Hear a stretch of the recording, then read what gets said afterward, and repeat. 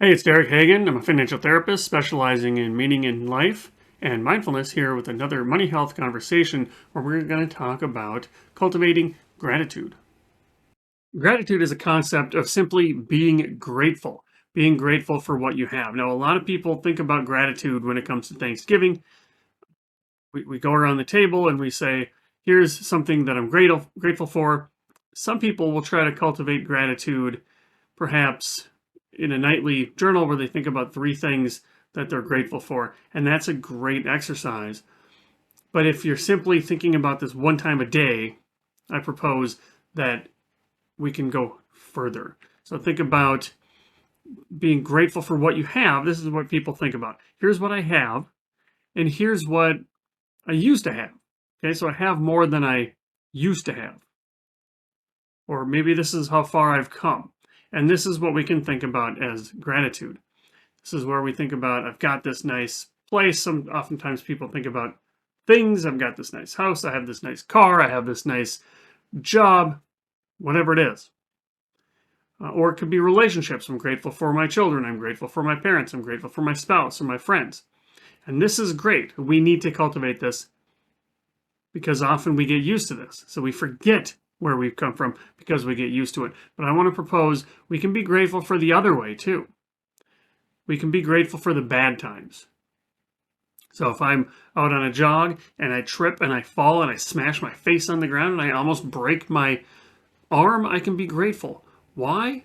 Because I could have actually broken my arm. It can always be worse. So this difference is also gratitude. So put this another way. So if maybe I'm floating on through life and I can say, wow, life is great. Life is good, right? But then maybe something happens. Maybe it's not as good as it used to be. Okay. This was crappy. This was sucky.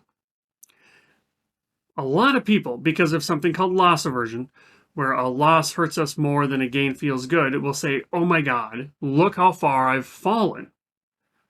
Cultivating gratitude says, wait a second, this could have been a lot worse. And if this third scenario happened, how much would you pay to get back to that middle scenario where it just kind of sucked? So, cultivating gratitude is the process of being grateful, standing in awe of everything that we have.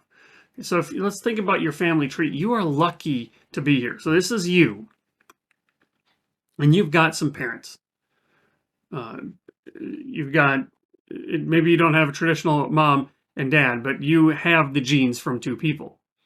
So think of all the things that had to happen for your parents to meet and have children, or your genetic donors. How many things had to happen for those two people to be in the same city? I'll just use the more traditional parents here. Those two people had to be in the same city, and they had to meet, and they had to like each other, and they had to decide to have a child at the exact same moment that they did, because if any of those things didn't happen, you don't exist. Maybe your non-existent sibling exists instead of you. But guess what? We can go one back because each of your parents have their own parents. Those are your grandparents. And they had to meet and have that child. But you can go back because each of your grandparents had a set of parents, and each of your great grandparents had a set of parents, and on and on and on you go. Now think of all of the things that had to happen for you to exist. That's crazy. We can be grateful for just the fact that all of those things happen, because if any single link, any single link in this chain didn't happen, well, that affects the entire system and you don't exist.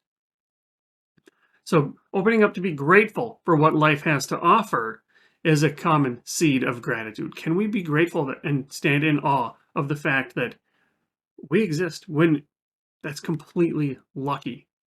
And so now that we get to exist, we get to have this thing called a life. And life has good parts and it has bad parts. Now, once you have a life, you've got something called the human condition. What does it mean to have a life? We can't pick and choose.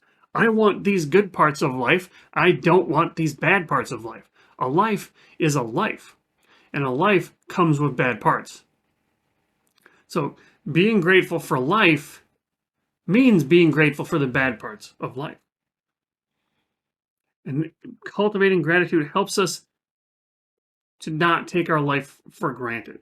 Because when we, let's call it when something good happens, when we feel like we've got this life, it feels good to win at the time. But because of something called hedonic adaptation, we get used to it. So we might feel, oh, yes, I got it. I got that promotion. I got that raise. I got that job. I got that house. I got my kids into that school. I got that partner. I got that spouse. Whatever. Whatever it is to win in this case. Once we get it, it feels really good. And then, say a month goes by, don't remember everything. It's like, yeah, I guess that was okay. We've already gotten used to it. We're on to the next thing. But what happens in a year? In a year, we've completely forgotten. This is called taking your life for granted. Gratitude helps prevent taking life for granted, and it helps us zoom out. So when we're in the moment and we're frustrated because there's so many more steps to take, there's so much more to do, if we can zoom out, we can recognize that we are a lot farther than it feels like. Gratitude helps us prevent taking our life for granted. You get one life, live intentionally.